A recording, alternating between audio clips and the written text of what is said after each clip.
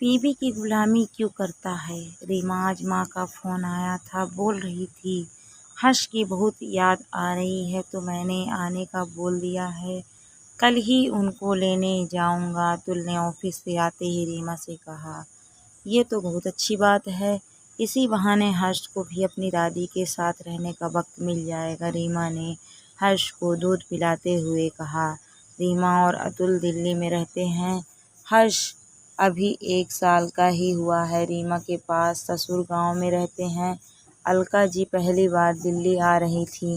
रीमा और अतुल ने कई बार उन्हें शहर आकर उनके साथ रहने का आग्रह किया, पर ससुर जी गांव के जीवन को छोड़कर शहर की चकाचौंध में नहीं पड़ना चाहते थे। पर हर्ष के जन्म के बाद से ही अलका जी का मन बेटे बहू के पास आने को तरसता रहता है। इसीलिए हर महीने वीकेंड पर रीमा और अतुल खुद ही गांव जाकर उनसे मिल आते। पर पहले लॉकडाउन और फिर ऑफिस के ज़्यादा काम के चलते 3 महीने से दोनों गांव नहीं जा पाए थे। ऊपर से लॉकडाउन खुलने के बाद भी बच्चे को लेकर घर से बाहर जाने में खतरा था। पर अलका जी का मन तो नाती के मुंह में ही लगा रहता था। इसीलिए खुद ही शहर आने की इच्छा अतुल से कह डाली। इसी बहाने रीमा को भी हर्ष को संभालने में थोड़ा सहारा हो जाएगा, सोचकर अतुल माँ को घर ले आया। अगले दिन रविवार था। रीमा नाश्ता बनाने में लगी थी और सासू माँ हर्ष को खिला रही थी। इतने में अतुल कपड़ों का ढेर लेकर जाने लगा। अरे बेटा, इतने सारे कपड़े कहाँ लिए जा रहा है। अलका जी बोली। अरे माँ, कुछ नहीं, जरा वॉशिंग मशीन में डाल देता हूँ धोने के लिए, अतुल ने जाते जाते कहा। अलका जी का मन तो सन्न सा रह गया। वो भी अतुल के पीछे पीछे चल दी। अतुल ने रीमा, अपने और बेटे हर्ष के कपड़े अलग अलग कर दिए और एक एक करके मशीन में डालने लगा। ये देखकर अलका जी तो दंग रह गईं। अरे बेटा, तू क्यों परेशान होता है, रीमा है ना, धो देगी। अलका जी ने अतुल को रोकते हुए कहा। अरे माँ, रीमा अकेले क्या क्या करेगी, वैसे भी घर के इतने काम और हर्ष को देखभाल में लगी रहती है। जब से काम वाली का आना बंद हुआ है, मैं थोड़ी मदद कर देता हूँ उसकी। अतुल अभी भी अपने काम में लगा था तो क्या बहू के कपड़े भी अब बेटा धोता है। सोच सोच कर ही अलका जी का सिर गर्म हो रहा था।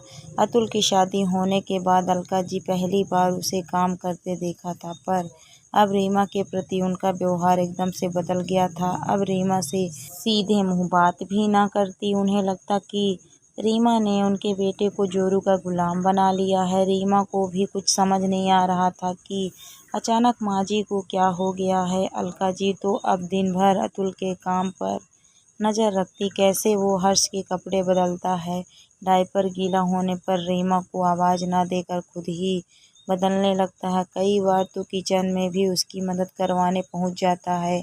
अतुल का घर के काम करना अलका जी को बिल्कुल पसंद ना आता।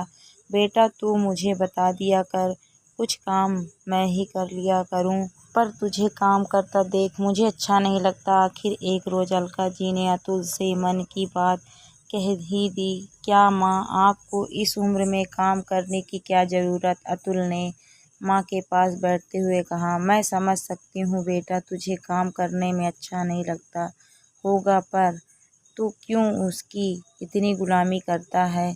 मुझे बिल्कुल भी अच्छा नहीं लगता कि मेरा बेटा घर का काम करे और वो महारानी बैठे बैठे आराम करे।